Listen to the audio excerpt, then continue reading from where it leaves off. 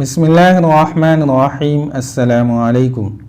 انہوں نے سیر کے بہانے فرار کا راستہ اچھی طرح دیکھ لیا اور ایسی نرم زمین دیکھ لی جس پر گھوڑوں کے قدموں کی آواز پیدا نہ ہو۔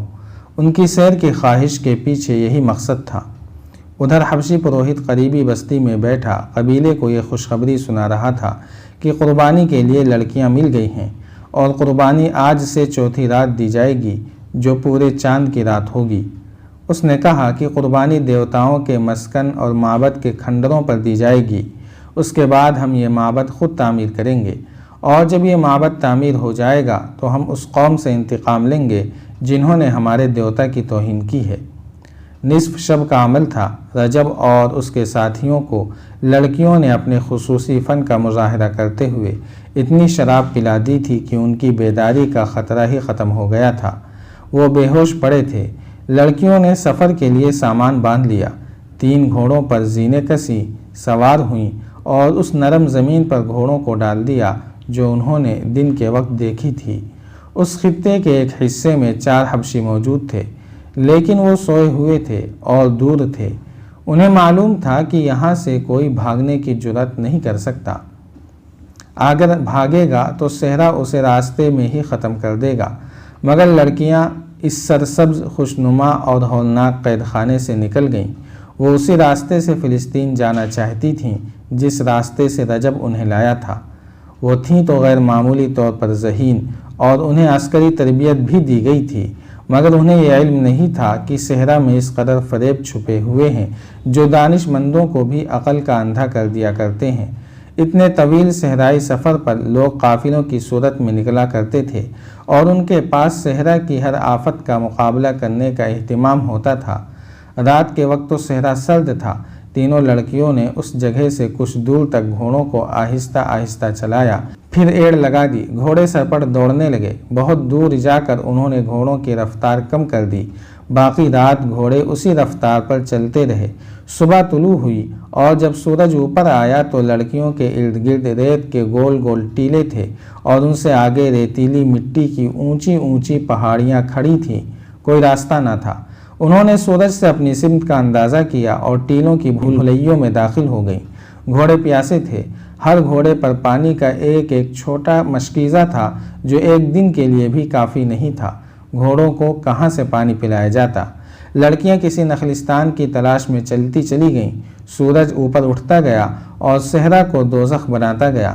نخلستان کا کہیں نشان اور تصور بھی نظر نہیں آتا تھا۔ رجب اور اس کے ساتھی سورج طلوع ہونے پر بھی نہ جاگے۔ وہ تو بے ہوشی کی نیند سوئے ہوئے تھے۔ پروہت اپنے 3 حبشیوں کے ساتھ آیا۔ اس نے سب سے پہلے لڑکیوں کے خیمے دیکھے۔ خیمہ خالی تھا۔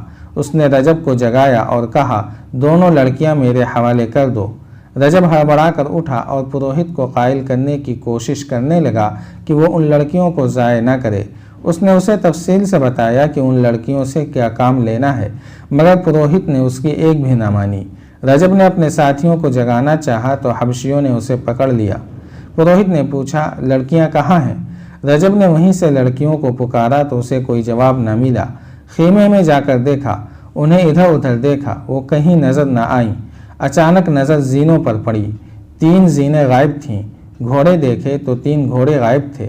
رجب نے پروہت سے کہا، وہ تمہارے ڈر سے بھاگ گئی ہیں۔ تم نے بڑی کام کی لڑکیوں کو بھگا دیا ہے۔ انہیں تم نے بھگایا ہے، پروہت نے کہا اور اپنے 3 حبشیوں سے رجب کے متعلق کہا، اسے لے جا کر باندھ دو۔ اس نے انگوگ کے دیوتا کو پھر ناراض کر دیا ہے۔ اچھے سواروں کو بلاؤ اور لڑکیوں کا پیچھا کرو، وہ دور نہیں جا سکتی۔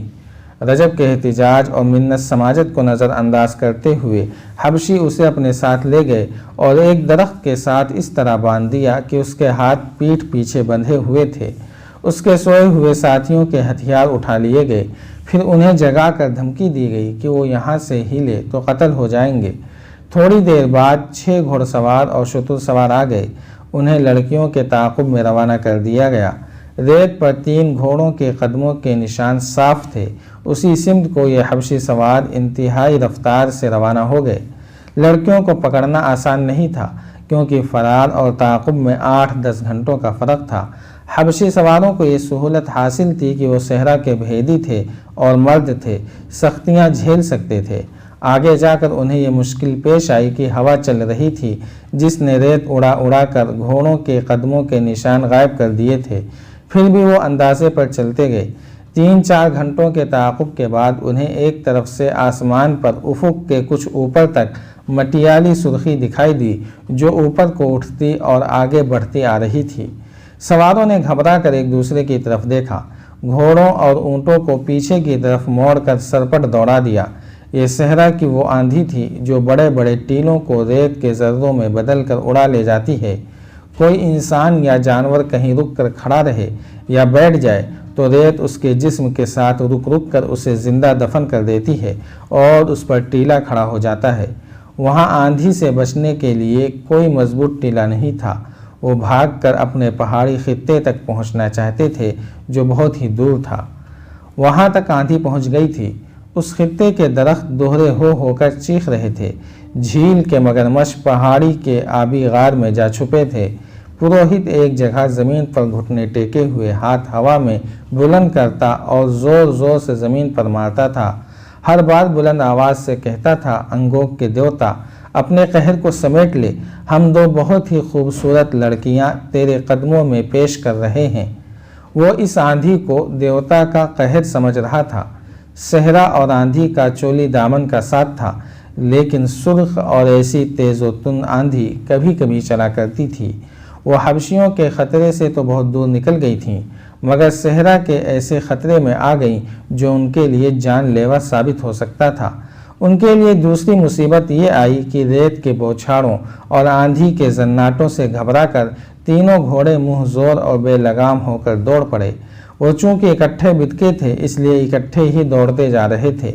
اس سے یہ فائدہ تو ہوا کہ ریت میں دب جانے کا خطرہ نہ رہا، مگر یہ معلوم نہیں تھا کہ بے لگام گھوڑے کہاں جا رکیں گے اور وہ جگہ اصل راستے سے کتنی دور ہوگی۔ لڑکیوں میں اتنی ہمت نہیں تھی کہ وہ گھوڑوں کو قابو میں کر لیتیں اور گھوڑوں میں اتنی ہمت نہیں تھی کہ زیادہ دوڑ سکتے۔ وہ پیاسے تھے اور آدھی رات سے مسلسل چل رہے تھے۔ تھکن اور پیاس گھوڑوں کو بے حال کرنے لگی۔ ایک گھوڑا منہ کے بل گرا۔ اس کی سوار لڑکی ایسی گری کہ گھوڑا اٹھا اور جب پھر گرا تو لڑکی اس کے نیچے آ گئی۔ اسے مرنا ہی تھا۔ کچھ اور آگے گئے تو ایک گھوڑے کا ٹنگ ڈھیلا ہو گیا، زین ایک طرف لڑھک گئی اور اس کی سوار اسی پہلو پر گری، مگر بایاں پاؤں رکاب میں پھنس گیا۔ لڑکی زمین پر گھسیٹی جانے لگی۔ تیسری لڑکی اس کی کوئی مدد نہیں کر سکتی تھی۔ اس کا اپنا گھوڑا بے قابو تھا۔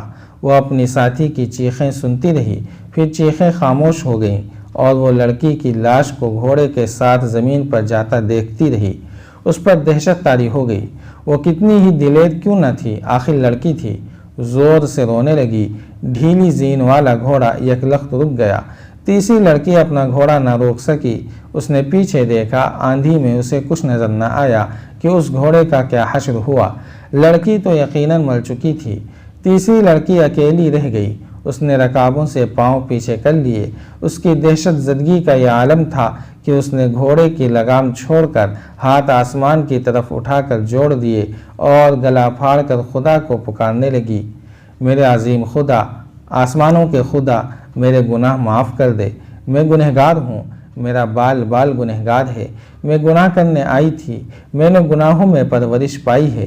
میرے خدا، میں اس وقت بہت چھوٹی تھی جب مجھے بڑوں نے گناہوں کے راستے پر ڈالا تھا۔ انہوں نے مجھے گناہوں کے سبق دیتے جوان کیا اور کہا کہ جاؤ مردوں کو اپنے حسن اور اپنے جسم سے گمراہ کرو، ان کے ہاتھوں انسانوں کو قتل کراؤ، جھوٹ بولو، فریب دو اور بدکار بن جاؤ۔ انہوں نے بتایا تھا کہ یہ صلیب کا فرض ہے، تم پورا کرو گی تو جنت میں جاؤ گی۔ وہ پاگلوں کی طرح چلا رہی تھی اور اس کے گھوڑے کی رفتار گھٹتی جا رہی تھی۔ زار و قطار روتے ہوئے اس نے خدا سے کہا، تیرا جو مذہب سچا ہے مجھے اسی کا معجزہ دکھا۔ اس کے عقیدے متزلزل ہو گئے تھے۔ گناہوں کے احساس نے اس کے دماغ پر قابو پا لیا تھا۔ موت کے خوف نے اسے فراموش کرا دیا تھا کہ اس کا مذہب کیا ہے۔ اسے اپنا ماضی گناہوں میں ڈوبا ہوا نظر آ رہا تھا اور اس کے دل میں احساس بیدار ہوتا جا رہا تھا کہ وہ مردوں کے استعمال کی چیز ہے اور اسے دھوکے اور فریب کے لیے استعمال کیا جا رہا ہے، اور اب سزا صرف اس اکیلی کو مل رہی ہے۔ اسے غشی کی لہر آئی اور گزر گئی۔ اس نے دہاڑ ماری اور سر کو جھٹک کر بلند آواز سے کہا، میری مدد کر میرے خدا، میں ابھی مرنا نہیں چاہتی۔ اور اس کے ساتھ ہی اسے یاد آ گیا کہ وہ یتیم بچی ہے۔ موت کے سامنے انسان ماضی کی طرف بھاگتا ہے، جو انسانی فطرت کا قدرتی عمل ہے۔ اس جوان لڑکی نے بھی ماضی میں پناہ لینے کی کوشش کی، مگر وہاں کچھ بھی نہ تھا۔ ماں نہیں تھی، باپ نہیں تھا، کوئی بہن بھائی نہیں تھا۔ اسے کچھ یاد آیا کہ صلیبیوں نے اسے پالا، اس راہ پہ ڈالا جہاں وہ ایک بڑا ہی حسین دھوکہ بن گئی تھی۔ اسے اپنے آپ سے نفرت ہونے لگی۔ جاری ہے۔ اگر آپ کو یہ قسط وار سلسلہ پسند آ رہا ہے تو لائک، شیئر اور کمنٹ کے ذریعے ہماری حوصلہ افزائی کریں۔ جزاک اللہ خیر۔